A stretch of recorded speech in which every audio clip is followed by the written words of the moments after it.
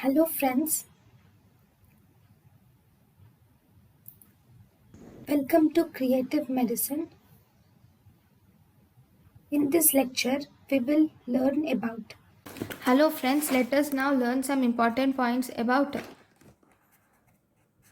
Tiprolisant, or also called as Pitolisant. Tiprolisant or Pitolisant.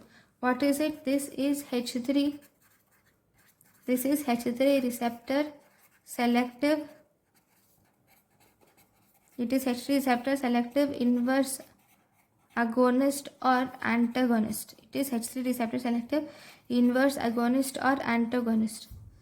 Okay, this is if you see, this is approved for usage of narcolepsy in Europe. It is approved for usage of narcolepsy in Europe. Okay, by blocking the H3 receptors, it increases the brain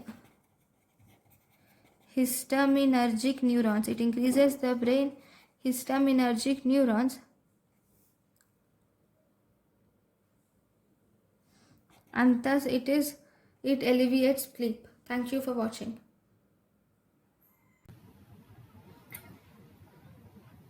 Thank you and thank you for watching.